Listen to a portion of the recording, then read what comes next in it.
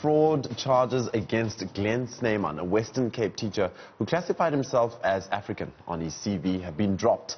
He was due to appear before a disciplinary hearing this week, but the matter, deemed a common law offence, has since been withdrawn. The charges relate to a 2017 incident in which Snyman applied for the principal's job and claimed to be African. He is also the founder of an organization called People Against Race Classification, opposing the use of race categories on official documentation. This case once again brings identity politics to the fore. Teresa Oakley Smith, MD of Diversity, joins us for this discussion. Teresa, thank you for your time and thank you so much for joining us on Weekend Dawn. So here we go again, we're talking race. It seems as though the race thing long stems with South Africans because of our history. Well, it definitely does. Sorry, Jacob, it definitely does. I mean, if we think back to our history and we think back to the days of apartheid, not so very long ago, it was very common for people to attempt to change their race. We often heard, in fact, weekly, we heard reports of how many coloured people had changed their designation to white, how many Indian people had changed designation to coloured, and so on. Because in those days, there was a distinct pecking order. If you were white, you were at the top of the pecking order. You were followed by Indians, then coloured South Africans, and finally by black South Africans who were African. These days, the situation is very much more complex. I think many coloured South Africans identify strongly with the label black, and therefore with African, and therefore prefer to be thought of as black. Not all coloured South Africans, but many of them do. I myself have a mixed-race son who has an African father and has always designated himself as black. Why we need to keep on classifying people, and I know people find it very irritating. And when I do training, for example, on the form where people have to sign the register, we have to ask for people to self-identify in terms of race. And this is because the government is trying to redress. In other words, they're trying to make sure, excuse me, that the problems and the preference given to white people and then Indians and coloured, therefore, under apartheid is reversed, so that they're trying to train more people who are African and coloured and Indian and less people who are white. And they're trying to keep abreast of the statistics, which is why they are asking for that information. I'm aware, of course, that people find it very inelegant, putting it mildly, and that people do not like to be asked their race classification. But is it not then better to not have that box to tick on what you identify as? Should we not just all be identified as African, no matter how necessary it is to get that statistic? Is this not a better way for us to move away from this connotation of identifying a person by their colour? You know, Jacob, you're probably aware that in the latest Employment Equity Act report, we see that the vast majority of jobs at top management and senior management are still held by white South Africans.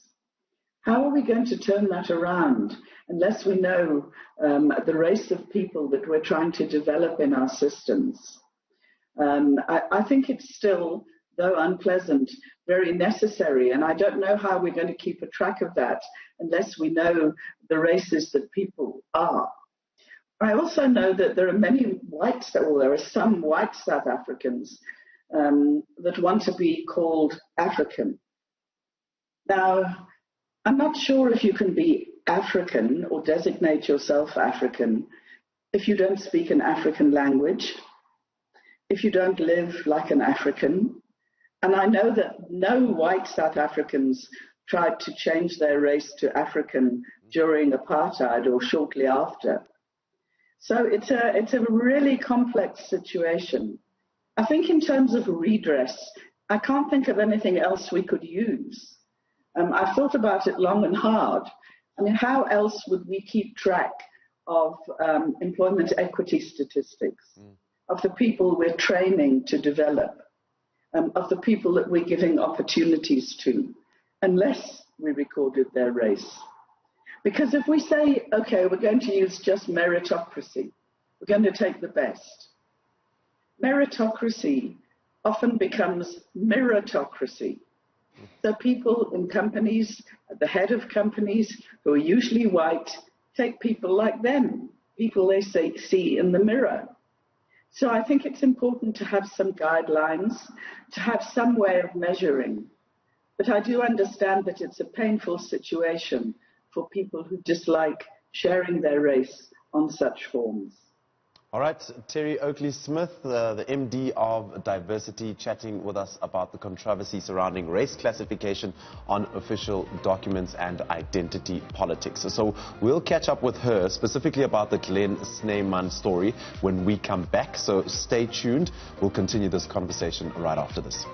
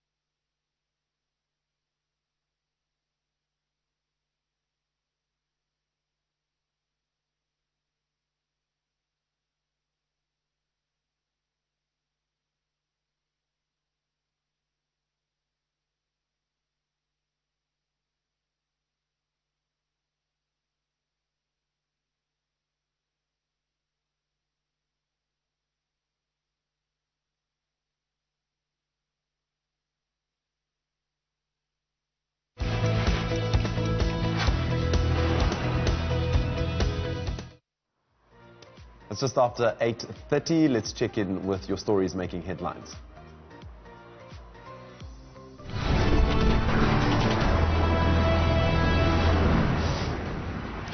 In your headlines, the State Capture Commission reportedly has EFF leader Julius Malema and his deputy Floyd Shivambu in its sights. Reports say major banks have been subpoenaed to provide access to the bank accounts of both the EFF leaders. Contralisa warns bogus initiation schools to shut down ahead of the resumption of the traditional rite of passage for boys in December. And the World Health Organization warns that complacency will lead to a second wave of COVID-19 on the African continent.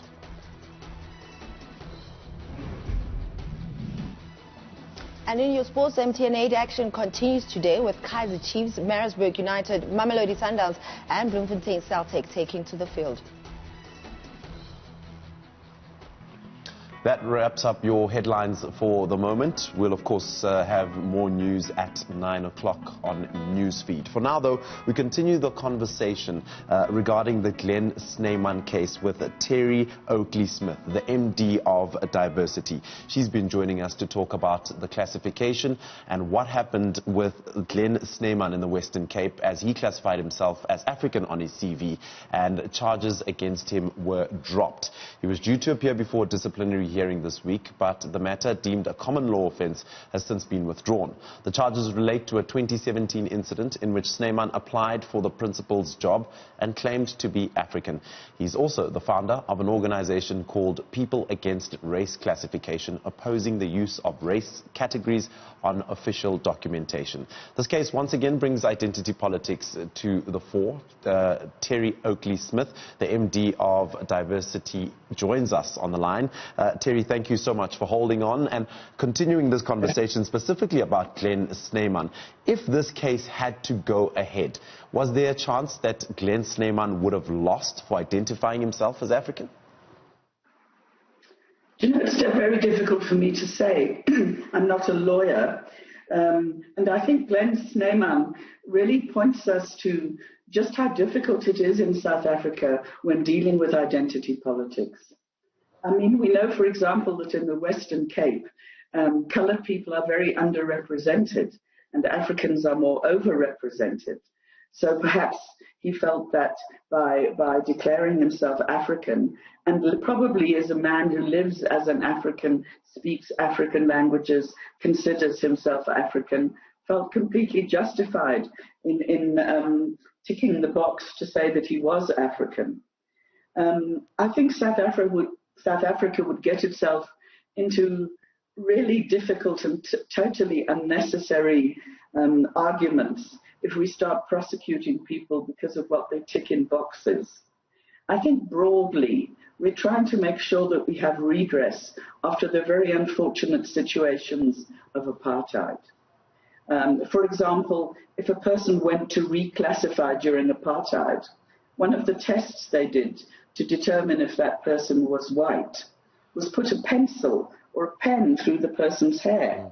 And if the pen stayed, yes, the person was classified as coloured or African. If the pen fell out, the person was classified as white. Now, we can all see how ridiculous that is. We probably all know coloured people who have hair as straight as mine. So using such petty information to classify people is very unfortunate. And I know that many South Africans want simply to call themselves South African. But the trouble is we still are trying to redress the imbalances of the past. And unless we know what people's racial classification is, how do we then do the redress? If I'm the managing director of a company and I can see that we have very few women who are available to do a particular job, and a woman applies, and I know she's a woman because she's ticked the box that says gender, woman, then I'm likely to give her an opportunity. I will call her for an interview. If I just have a whole list of names, it's very difficult to tell by that people's race or people's gender.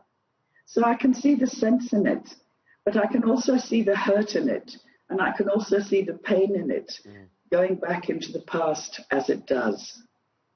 Terry, my final question, just briefly, what measures can parents and employees, as you mentioned, a situation or a scenario where an employee is interviewing somebody, what can they put into place to encourage non-racialism amongst the people that they're with? Well, first of all, I think they should be putting anti-racialism as opposed to non-racialism. I don't think we want non-anything these days. I think that, going with what they've seen on, people classify themselves, Jacob. The company doesn't classify them. When you join a company, you're asked to fill a particular form in EEA1, and you're asked to classify yourself as a particular race, and that's what people do. In an anti-racist organization, one would be making sure that one was employing more African people, more women, more people with disabilities, providing they're suitably qualified. We're not suggesting that people should take people simply because of their gender or because of their disability. But we're saying, given our past and given the few opportunities that are available to African and coloured people, we should be giving them first preference. And in an interview, as an anti-racist organization, we should be giving them that opportunity. All right, we'll leave it there. Thank you for your time. That was Teresa Oakley Smith, MD of Diversity, chatting with us about the controversy surrounding race classification on official documents and identity politics, after charges against Glen Snyman, a Western Cape teacher who classified himself as African on his CV, were dropped.